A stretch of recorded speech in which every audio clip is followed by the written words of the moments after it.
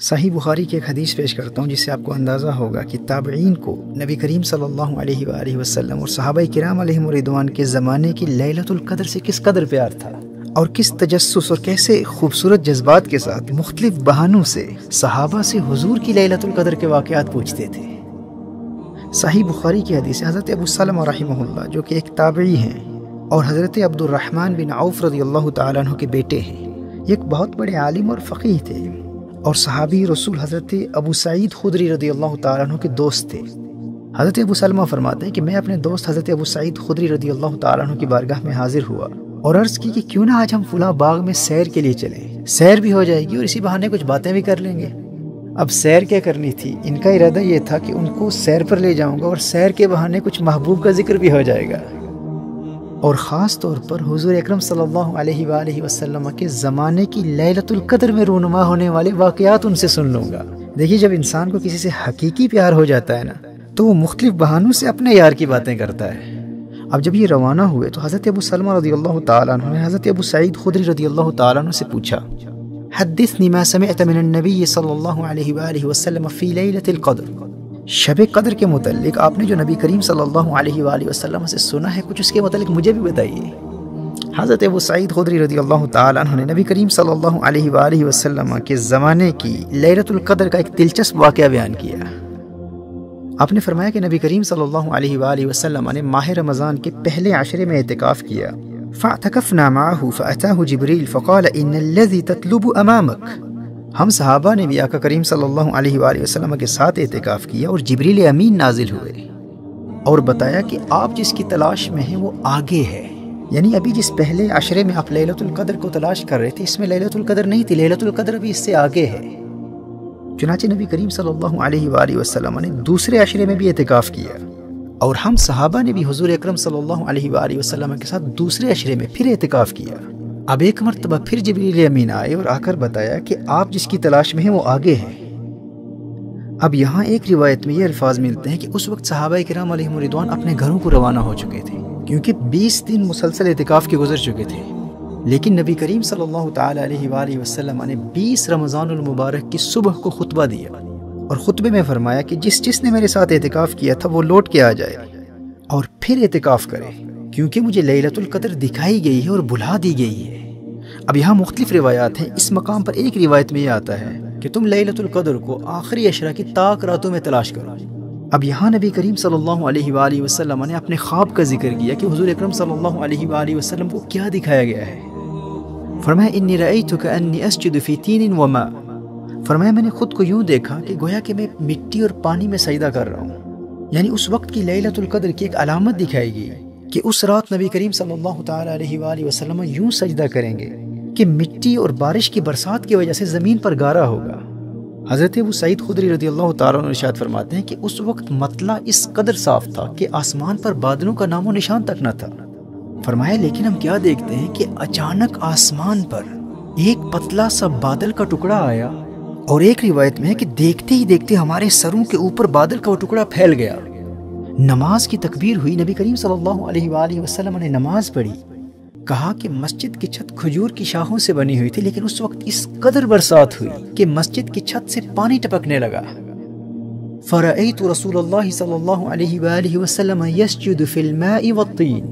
جیسے نبی کریم صلی اللہ علیہ وآلہ وسلم نے بیان فرمایا تھا بالکل اسی طرح حضرت ابو سعید خدری رضی اللہ تعالیٰ عنہ ارشاد فرماتے ہیں کہ میں نے نبی کریم صلی اللہ تعالیٰ علیہ وآلہ وسلم کو مٹی اور پانی پر سجدہ کرتے دیکھا،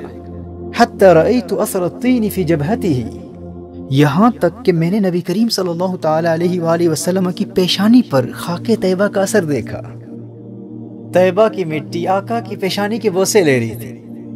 ہم تو یوں کہیں گے نا کہ گویا کہ زمین سے خاک طیبہ اور آسمان سے بارش دونوں مل کر لیلۃ القدر میں ہمارے آقا کریم صلی اللہ تعالیٰ علیہ وآلہ وسلم کے چہرہ انور سے برکتیں حاصل کر رہے تھے۔ حضرت ابو سعید خدری رضی اللہ تعالیٰ عنہ ارشاد فرماتے ہیں کہ اس واقعے سے اس کی تصدیق ہو گئی جو حضور اکرم صلی اللہ علیہ وسلم کو دکھایا گیا تھا، یعنی مطلع بالکل صاف تھا اور آسمان پر دور دور تک کہیں بھی بادل نظر نہیں آ رہے تھے، اور پھر اچانک ایک بادل کا ہمارے سروں کے اوپر آ جانا اور مسجد پر بارش کی برسات اور حضور اکرم صلی اللہ علیہ وآلہ وسلم کی نماز اور سجدے کی بالکل وہی کیفیت جو حضور اکرم صلی اللہ علیہ وآلہ وسلم نے ہم سے بیان کی تھی، جب ہم نے اپنے سچے آقا صلی اللہ علیہ وآلہ وسلم کے پہلے سے بیان کردہ اس منظر کو اپنی آنکھوں سے دیکھ لیا تو اس بات کی تصدیق ہو گئی کہ وہی رات لیلۃ القدر تھی۔ اس انتہائی عقیدت اور محبت کے جذبات سے مزین حدیث سے آپ کو اس بات کا کسی حد تک اندازہ ہو چکا ہوگا کہ صحابہ و تابعین علیہم رضوان نبی کریم صلی اللہ علیہ وآلہ وسلم کی نسبت سے اس رات سے کس قدر پیار کیا کرتے تھے، اور نبی کریم صلی اللہ علیہ وآلہ وسلم کی نسبت سے حاصل ہونے والی نعمتوں کا مختلف بہانوں سے ذکر کرتے ہوئے حضور کی یادوں میں کھوئے رہتے تھے۔ نہ غرض کسی سے نہ واسطہ، مجھے کام اپنے ہی کام سے، تیرے ذکر سے، تیری فکر سے، تیری یاد سے، تیرے نام سے۔ ان کی یاد ہے ہی ایسی، ان کی یاد سب غم بھلا دیتی ہے۔ ان کے نثار کوئی کیسے ہی رنج میں ہو، جب یاد آ گئے ہیں سب غم بھلا دیے۔ ان کا اپنا مقام کیا ہوگا جن کی یاد ہی سارے غم بھلا دیتی ہے۔ یہ نوازشیں، یہ عنایتیں غم دو جہاں سے چھڑا دیا، غم مصطفیٰ تیرا شکریہ مجھے جینا مرنا سکھا دیا، صلی اللہ تعالی علیہ وآلہ وسلم۔ دیکھیے، سورۃ القدر وہ سورت ہے جس میں شروع سے آخر تک لیلۃ القدر کی فضیلت بیان کی گئی ہے، اور یہ تمام سورت اسی رات کی اہمیت اجاگر کرنے کے لیے نازل ہوئی ہے۔ سیدنا حسن بصری رحمہ اللہ ارشاد فرماتے ہیں کہ سورۃ الکوثر سورۃ القدر سے پہلے نازل ہوئی۔ انا اعطیناک الکوثر، سورۃ الکوثر میں اللہ نے اپنے حبیب کریم صلی اللہ تعالی علیہ وآلہ وسلم کو الکوثر کی صورت میں ایک عظیم تحفہ عطا فرمایا تاکہ حضور خوش ہو جائیں۔ محبوب کی رضا کی خاطر، محبوب کو خوش کرنے کے لیے نبی کریم صلی اللہ علیہ وآلہ وسلم کو ایک بہت بڑا تحفہ الکوثر کی صورت میں عطا فرمایا۔ لیکن وہ کریم آقا اس وقت تک خوش ہوتے ہی نہیں جب تک اپنی امت کو خوش نہ کر لیں۔ حضرت حسن بصری فرماتے ہیں کہ نبی کریم صلی اللہ تعالی علیہ وآلہ وسلم کو اپنی امت کے لیے بھی تحفہ چاہیے تھا۔ قرآن کریم کی صورتوں کے شان نزول کی روشنی میں ارشاد فرمایا کہ ان دو صورتوں کے نزول میں اس قدر قرب اس لیے ہے کہ جب اللہ نے اپنے حبیب کو الکوثر کی صورت میں ایک عظیم الشان تحفہ عنایت فرمایا تو حضور نے امت کے لیے تحفہ طلب کیا، اور اللہ نے اپنے حبیب کی خواہش کی تکمیل کے لیے سورۃ القدر نازل فرما دی۔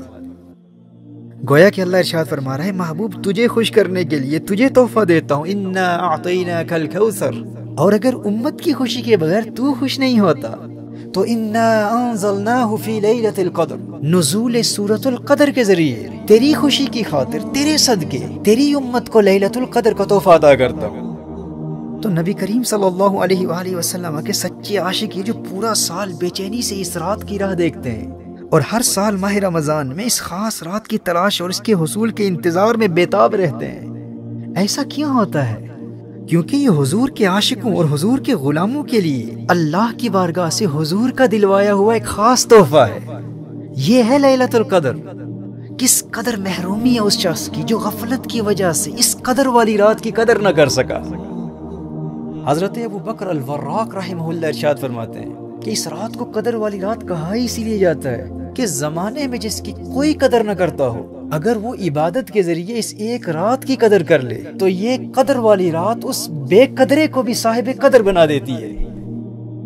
تفسیر قرطبی میں امام قرطبی نے امام ابو بکر الوراق کا یہ قول نقل فرمایا جسے میں نے اپنے انداز اور الفاظ میں بیان کیا ہے۔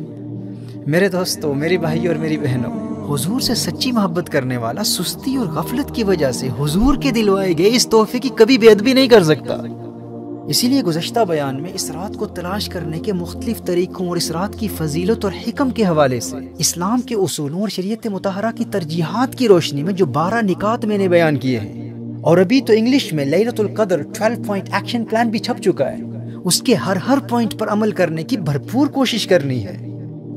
اور یہ بھی یاد رکھیے گا کہ لیلۃ القدر کا آغاز عشاء کے وقت نہیں ہوتا، مغرب کے وقت ہوتا ہے، تو کہیں ایسا نہ ہو کہ باقی پوری رات عبادت میں گزار دیں اور افطار کے وقت فیملی کے ساتھ ہنسی مذاق میں لغو گوئی یا فضول باتوں یا کسی کی غیبت کر کے رات کی ابتدا سے ہی اس کی برکتوں سے خود کو محروم کر چکے ہوں۔ اسی طرح دیکھا گیا ہے کہ لوگ رات بھر عبادت کرتے ہیں اور سحری کے وقت سمجھتے ہیں کہ بھئی رات بھر خوب عبادت کر لی، خوب آنسو بہا لی، اب عبادت سے فارغ ہو چکے ہیں، اب سحری کرتے ہوئے، اب کھانا کھاتے ہوئے، اب ہنسی مذاق میں یا گپ شپ میں، فضول باتوں میں، لغو گوئی میں یا کسی کی غیبت بھی کر دی تو کیا فرق پڑتا ہے؟ ہم نے پوری رات عبادت میں گزار دی ہے۔ بھائی میرے نادان بھائی، یہ لیلۃ القدر تیری زندگی میں انقلاب برپا کرنے کے لیے آئی ہے۔ ابھی فجر کا وقت داخل ہی نہیں ہوا اور تو نے ابھی سے ہی گناہوں کا سلسلہ شروع کر دیا ہے۔ بہت احتیاط سے اپنی عبادات کی حفاظت کرتے ہوئے اس رات کی تعظیم و تکریم کا اہتمام کرنا ہے۔ اور یاد رکھنا یہ وہ رات ہے جس کے متعلق سورۃ القدر میں اللہ جل وعلا نے ارشاد فرمایا تنزل الملائکۃ والروح، اس رات میں ملائکہ کا نزول ہوتا ہے، اور اس کثرت سے ملائکہ کا نزول ہوتا ہے کہ ایک حدیث میں اس رات کی علامات میں سے ایک علامت یہ بھی بیان کی گئی ہے کہ اس رات کے گزرنے کے بعد جب سورج طلوع ہوتا ہے تو بغیر شعاعوں کے طلوع ہوتا ہے۔ اس حوالے سے ایک قول یہ بھی ہے کہ نوری فرشتے امت کی مغفرت اور ان کے دینی اور دنیاوی مسائل کے حل کے لیے اس کثرت سے آئے ہوتے ہیں کہ سورج کی شعاعیں ان کے نور میں گم ہو جاتی ہیں، لیکن یہ نظارہ صرف اہل نظر کو نظر آتا ہے۔ پھر فرمایا تنزل الملائکۃ والروح،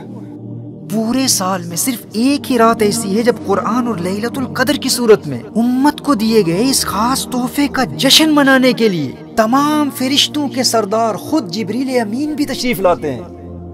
یاد رکھنا نبی کریم صلی اللہ تعالی علیہ وآلہ وسلم کے ظاہری پردہ فرمانے کے بعد صرف یہی ایک رات ہے،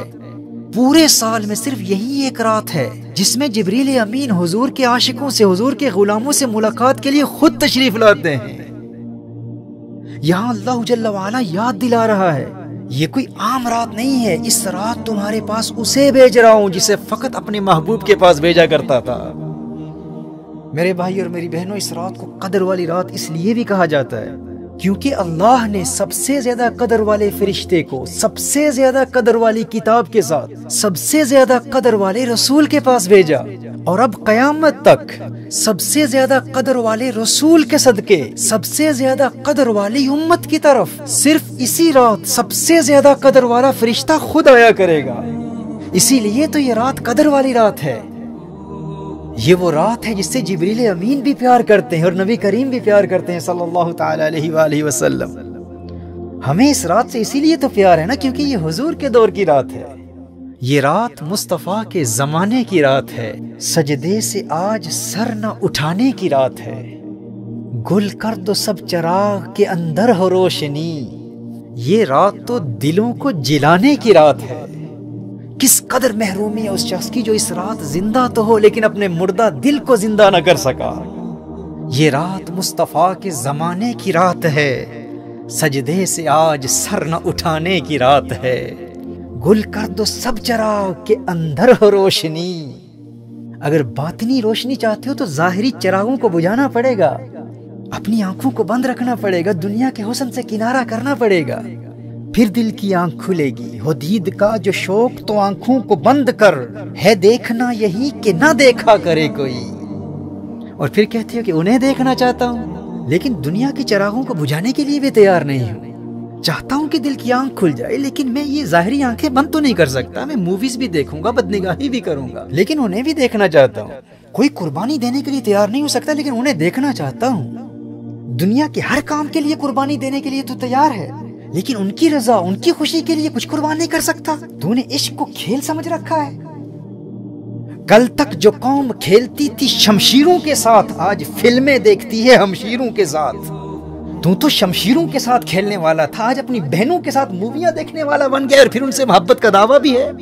یہ وہ رات ہے جو تیرے باطن میں ایسا انقلاب برپا کر دے گی کہ تو دنیا کی ہر خواہش قربان کرنے کے لیے تیار ہو جائے گا، بس خلوص نیت سے اس قدر والی رات کی قدر کر لے۔ گل کر دو سب چراغ کے اندر ہو روشنی، یہ رات تو دلوں کو جلانے کی رات ہے۔ آئے ہیں آج ہم کو فرشتے خریدنے، آئے ہیں آج ہم کو فرشتے خریدنے، یہ عشق کی دکان سجانے کی رات ہے۔ چلتے ہیں آؤ ساقیے کوثر کی گھاٹ پر،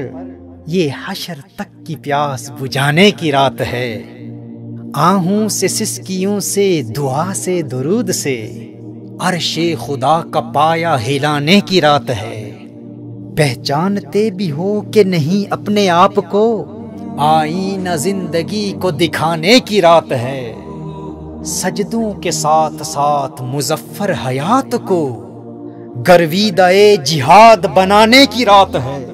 یہ رات مصطفیٰ کے زمانے کی رات ہے، سجدے سے آج سر نہ اٹھانے کی رات ہے۔